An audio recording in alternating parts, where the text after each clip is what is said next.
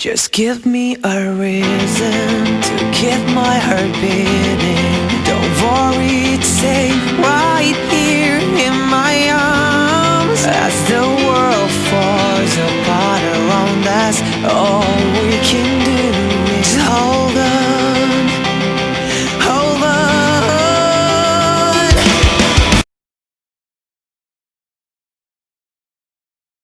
What is up, guys? DT Ninja here to give you guys my RuroKen Hokkaido Arc Chapter 27 review. Okay, guys, it has been a month since the last one, so it's time to talk and discuss about Kenshin. So, as always, the review are things that I noticed, also just recapping what happened in the chapter. So, before that, you guys can check out the link in the description on my page, DT Ninja Village, or on my archives. You can check it out as well. So, alright, let's get to it. So, I hand wrote it this week, so there are about 16 things that I noticed. Some of them kind of open up for discussion questions, so there will be a discussion next week for this chapter. So, let's get to it. First thing I noticed, okay, Kenshin is rushing towards town. So the first page we see the chaos in Otaro. We see Shimonji with a smile on his face. And yeah, so then we see Kenshin rushing off. We see his legs, his feet. And then you see Ashitaro running and he's like, wait, old man. And like, he's just leaving him in the dust. He's leaving him behind. So he's supposed to follow him. But what I noticed is that Kenshin really is not concerned about Ashitaro. He's just going off almost like on his own. He's too fast for him. I don't know if it's just he's not concerned for him. He's just, he's telling him to follow him, but I guess he can't keep up. So I noticed this, but it's kind of funny. You see him, wait, old man. Kenshin's just, he's still fast. He's really fast. Okay, the next thing. The Yakuza group shown in this chapter, as well as the previous chapter, the one who shot the gun, this is actually called the Shuei Syndicate. Yes, guys, the Shuei Syndicate. If you don't know who the Shuei Syndicate is, that is the same group name as the one that Yaiko was a part of. Now, if you go back to Volume 1, this is the Kanzenban edition, you can actually see them. They're right here. You see Kaoru looking back where Yaiko is with them.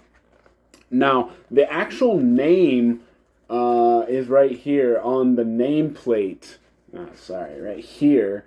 You can actually see it right here. This actually says Kanto Region Shuei Syndicate. So this is where, Kenshin rushes in. You got, what's his name? The no-name guy gets put in the, Kenshin is talking and he interrupts him, and then he basically uses his sheath and he goes flying up into the ceiling. Yeah, that one. What are you, another wannabe samurai? This is irritating. I'll kill all three of you! I wasn't finished speaking. Anyway, that is the same name. Now, are they the same exact group?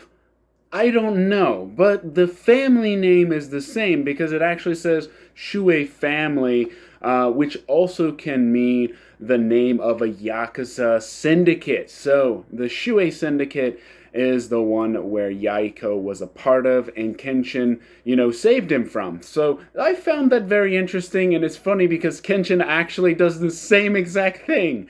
He takes them all out. But this one, I found it interesting. Okay, the next thing. Kenshin interrogates. I noticed this.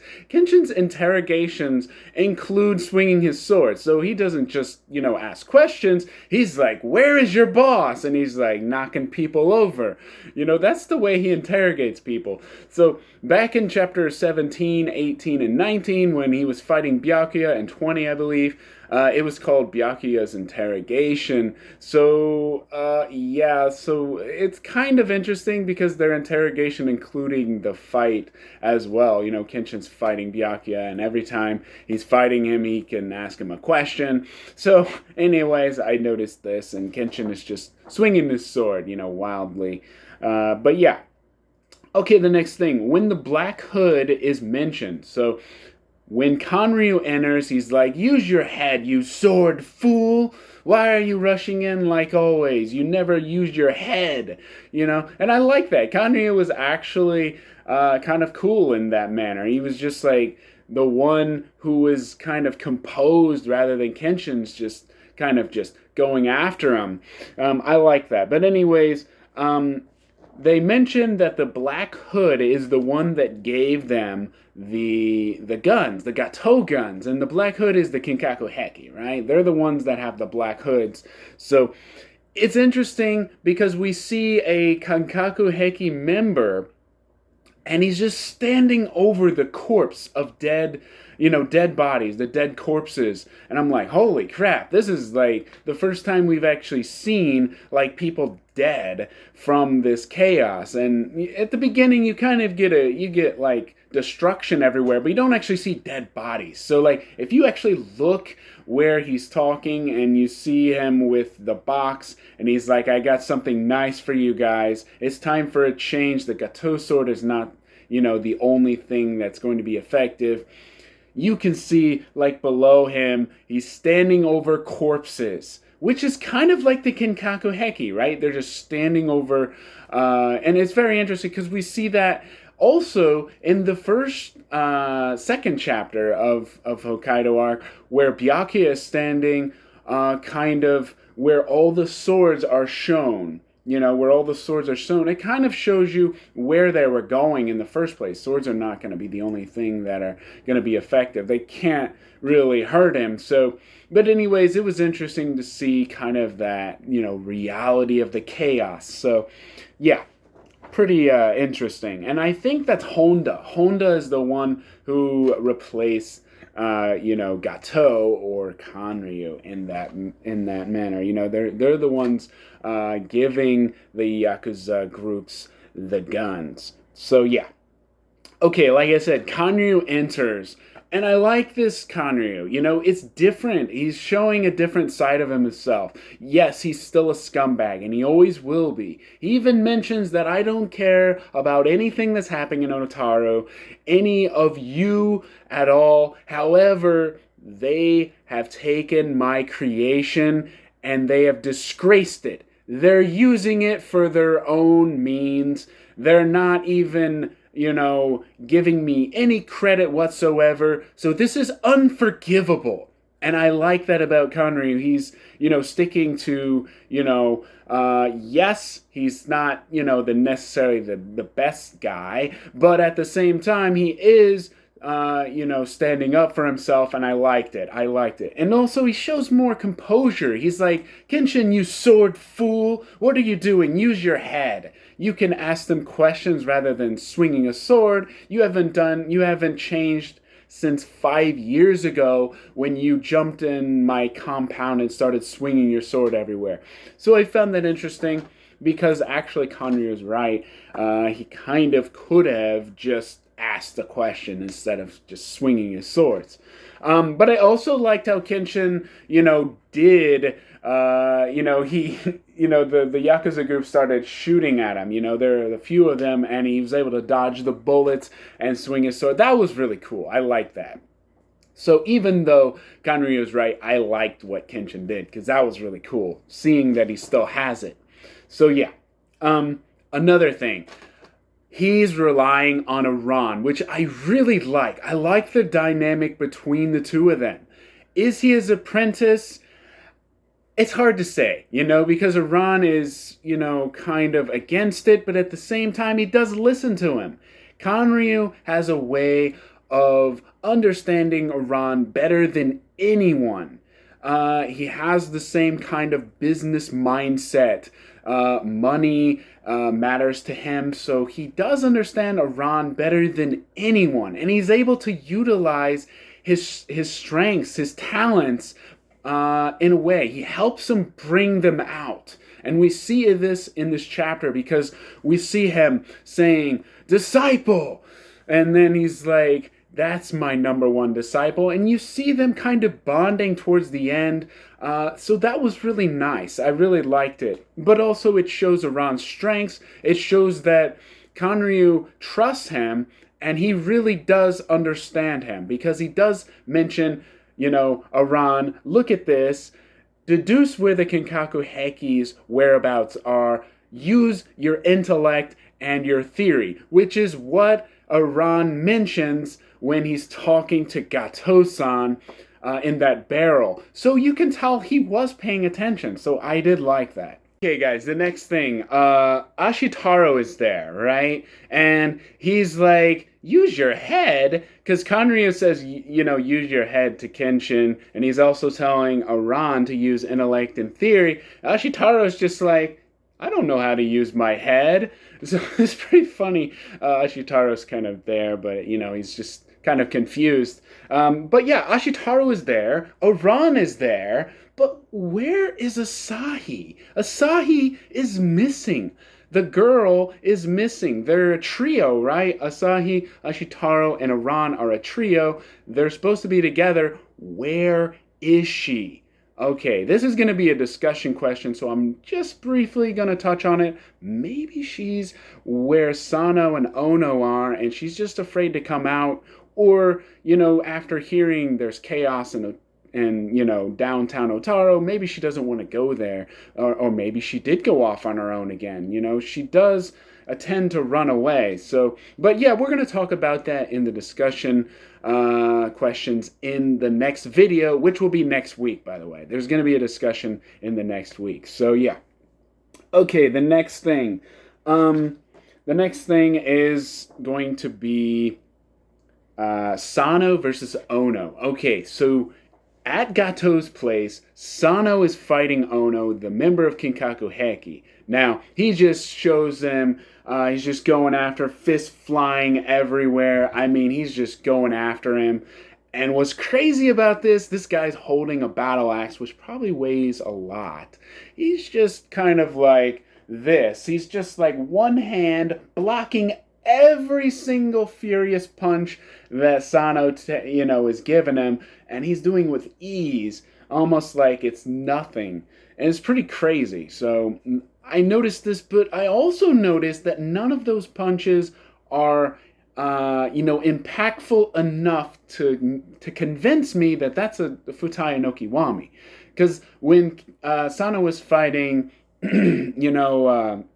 Anji, he was throwing all of them Futai no Kiwami punches, but this time I don't think it was. He was just testing him. He's just testing him to see what he can throw at him without using, his full strength, without, really using, his power. He's just showing his raw strength. It's like raw strength. So it's going to be interesting to see what he can dish out in the next round, because this is round one. And what's interesting is Ono, after using, blocking all those, he realizes Sano's stance is oblique. This is weak stance. It's not going to give enough accuracy. And he deduces all of these things from watching, from blocking. He is actually figuring out his weaknesses.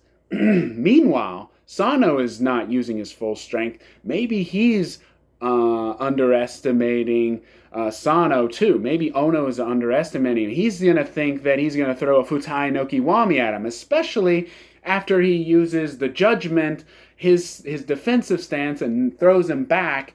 And then, Sano smashes the boxes and says Futai no Kiwami. So he uses Futai no Kiwami in that case. He could have used it when he was smashing, throwing the fist earlier. But I think that he showed off for a reason. I don't think he's going to use Futai no Kiwami. I think that maybe he has something even greater. Maybe a Sanjo no Kiwami. Now, what is a Sanjo no Kiwami? You can look it up. It is 3 layers mastery. This is what Anji has mastered. It is beyond the Futai no Kiwami. No, Futai no Kiwami is 2 consecutive punches. This is 3 consecutive punches. This would be triple the power. This would definitely probably surprise Ono and probably knock him backward as well, or even worse, you know. So that's going to be interesting to see. We're going to get this. This could be another discussion question in my next video next week. So keep that in mind for the discussion.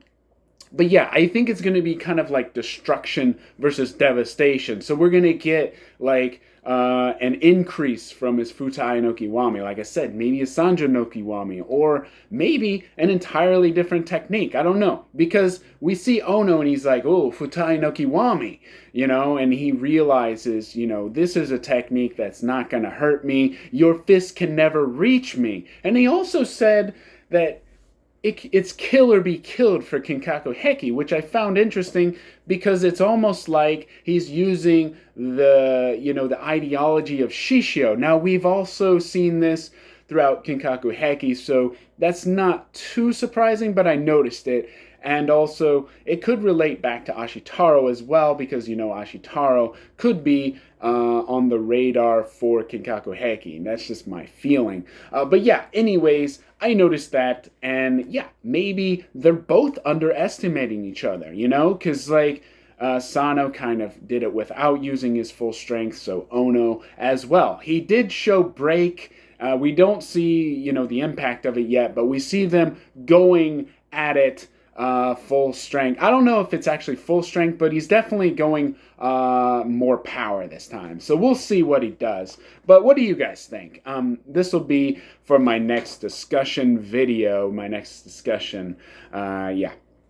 So, the next thing, Aran is highly intelligent. We know this, right? He's very intelligent. He's tracked down Gato himself when Sano and Kenshin got nowhere. Okay, he knows where he tracked down Asahi in like less than an hour based on her characteristics. I mean, this guy is amazing, right? Okay, also, he knows the geography of Hokkaido, which also means he could be, now this is just my thinking, he could be a native of Hokkaido. And this is going to be a discussion question in my next video. But yeah, think about it. He knows the geography. He knows the history behind it. I mean, he's talking about Mr. Braxton, which is a naturalist, a specialist, and these things like in plant life and animal life. I mean, he's got the knowledge, he's got the understanding, and he's different from everyone else. So it would kind of make sense, right? And I mean, this is the Hokkaido arc, so that would make sense. But I want to show you exactly why I think that he could be a Hokkaido native. But yeah, that's my thinking. But what do you guys think? You can leave it in the comments, or you can, suggest another discussion question for the next video. Okay, the next thing. He is able to deduce the location of the Kinkaku Heki simply by finding one clue. Okay, he looks in the box with the Gato guns, and he notices there is an Azo spruce cone. That is the name of the chapter, an Azo spruce cone. What is a spruce? An Azo spruce, is an evergreen tree. And not just any evergreen tree, a specific rare evergreen only known to Hokkaido in the Russian area, because, you know, Russia is right above them. So in this is very rare.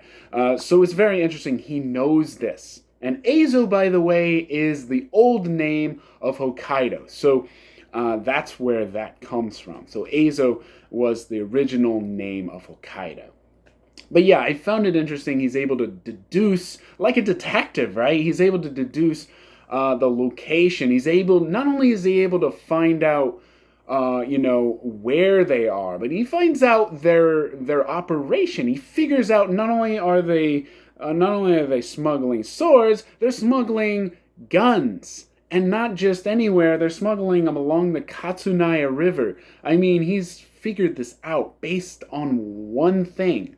Now, why is this important? Because think about it. they're trying to find the Kinkaku Heki's main base throughout Hokkaido.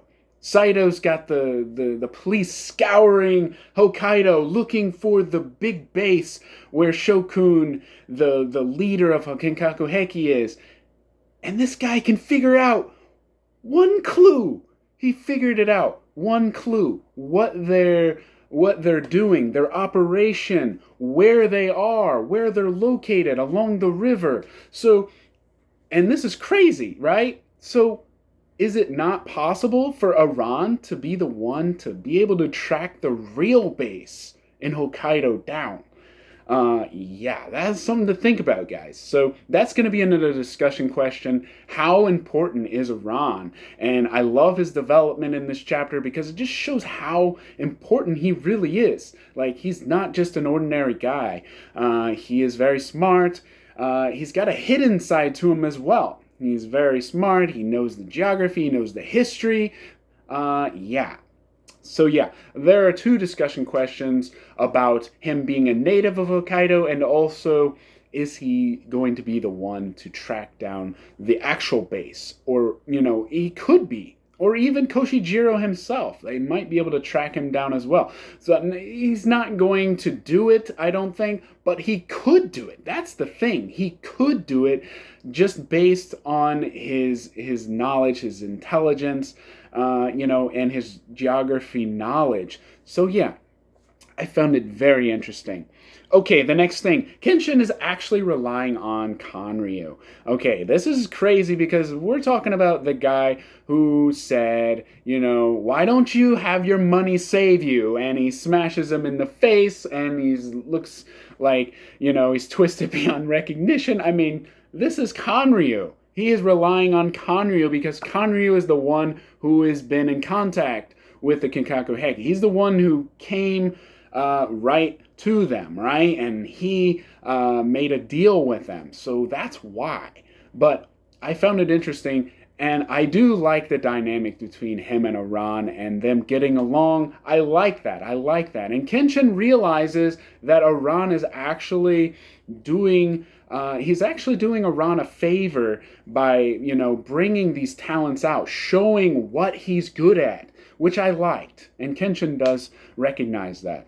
Okay, the last thing, Kinkaku Heki's base. We finally get to see their operation in progress. So we see them with a boat, we see the tent, I think we see Honda, which is, one of the Kinkaku Heki members, and we see the henchmen. The henchmen look like Yaminobu. You can see like the mask, and I've noticed this in previous chapters, but we actually see it fully now. So they're definitely Yaminobu, and it makes sense because their expertise is transportation. Remember, Asahi stated this in a previous chapter, that transportation of troops were their expertise, and also weapons. So it would make sense for them to be, helping them.